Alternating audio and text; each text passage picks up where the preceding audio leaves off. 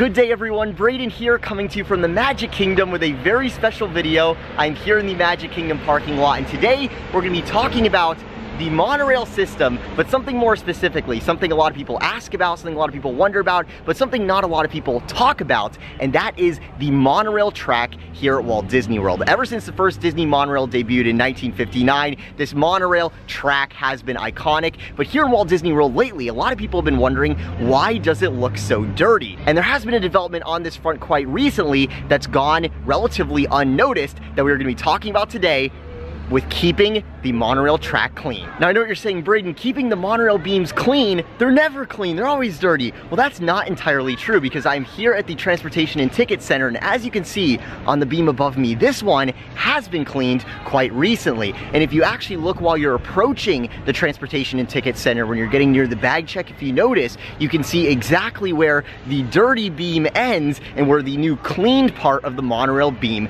begins. So quite recently, it does appear that Disney has gone through and actually power washed some sections of the track, but very mysteriously, they've only cleaned some specific sections of the track. So we're gonna take a look at another one of those areas on property where the monorail beams have been cleaned. But before we do that, we need to talk about how it gets dirty in the first place. You know, a lot of people, especially when you're driving down World Drive and you look off at the Epcot line where you see all that black sort of stuff that's on the monorail beam, a lot of people assume that that's from the tires of the monorail itself. Now the thing is, the monorail vehicle itself has wheels on the top and on the sides that are hugging the beam. The wheels on the side help it gain traction to turn each direction. But if you look at the weathering on the dirty monorail beams, you can actually see the lines where it's not dirty, and those are in fact where the wheels are touching, the points of contact. The friction with the wheel actually takes off what builds up on the monorail beam. And what is that? It's not rubber, it's Florida weather.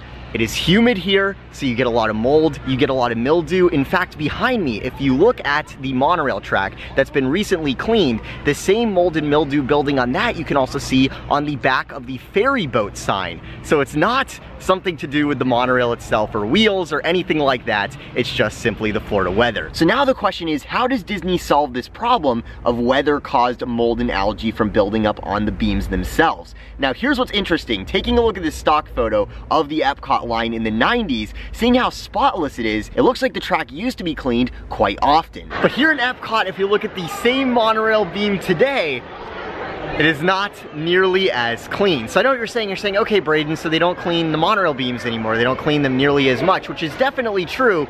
But it should be noted that cleaning the monorail beam is some very serious business. Along the entire length of monorail track, you have high voltage, uninsulated metal poles that supply the power to the monorail system. That's why throughout the Walt Disney World Resort, you see all sorts of shielding to keep the guests away from those metal poles. So when you actually go to power wash and actually clean the entire monorail system beam, you need to turn off the power to those metal poles. You have to get a whole crew together. You have to get up there and you actually have to power wash the cement, power wash those beams. So that's definitely some serious business and not something that Disney can do constantly. It's something that a lot of people believe Disney should do maybe once a year or twice a year or somewhere around that range. Now the thing about washing the monorail beams frequently is that poses another issue, which is that when you power wash cement, oftentimes some of the top surface sediment will actually get blown off. Parts of the concrete will get blown off with all of the algae and mold that you're blowing off with the power washer. So if Disney washes the monorail beams too often, what that'll actually do is slowly whittle down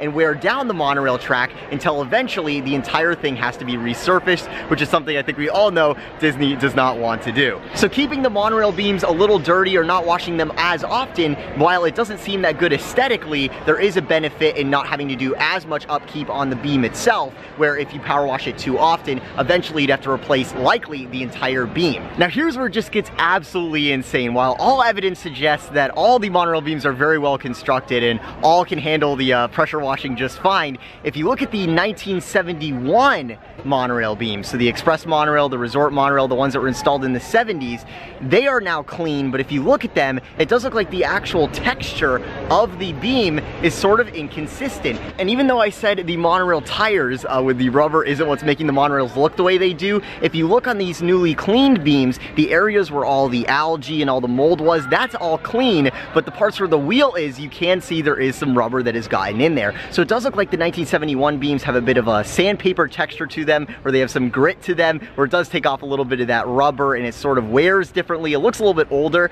If you look over at the 1982 beams, the 80s, the Epcot line, this one, now that it's clean, it looks brand new. It looks like that photo back in the 90s where it's just completely sleek. There isn't a spot on it at all. And I think this suggests that the monorail beams, the Epcot monorail and the Magic Kingdom monorail, the beams aren't the exact same construction, that the actual consistency, the type of cement used isn't even the same. So I think with the Epcot monorail beams, the cement is so smooth, the monorail wheels don't rub off on it the same as it does on the Magic Kingdom ones. And that means that you can take off all the algae and mildew and mold that collects on the beam much easier than looking at the Magic Kingdom monorail. And now that I think about it, the Magic Kingdom monorail lines, the monorail beams that were installed when the Magic Kingdom was created, those are the ones that have seen that weathering at the stations where they look kind of cracked. That's not something that we have seen on the Epcot line. Now, the other area on property where the monorail beams have been cleaned, besides here at the TTC, I noticed driving towards Epcot, when you're headed towards the Epcot parking booth, if you look up, you will notice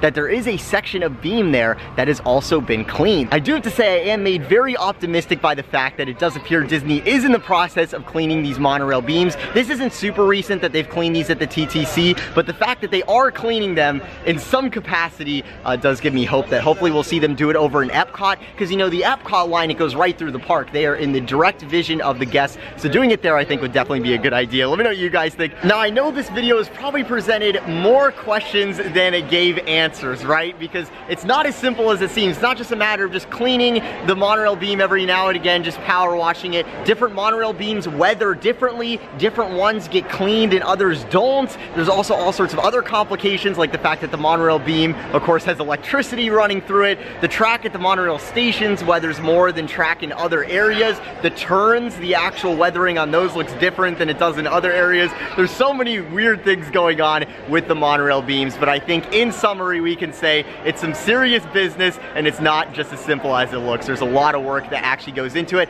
Right now I'm coming to you from outside of Gateway Gifts. This is all brand new pathway that was just installed here under Spaceship Earth. So I really want to thank you guys so much for watching the video. If you want to stay up to date on all the latest Disney news and everything going on in Walt Disney World, be sure to subscribe with those notifications on so you don't miss any of that. Live from Epcot here in Walt Disney World, this is Braden. Thank you so much for watching. Have a magical day.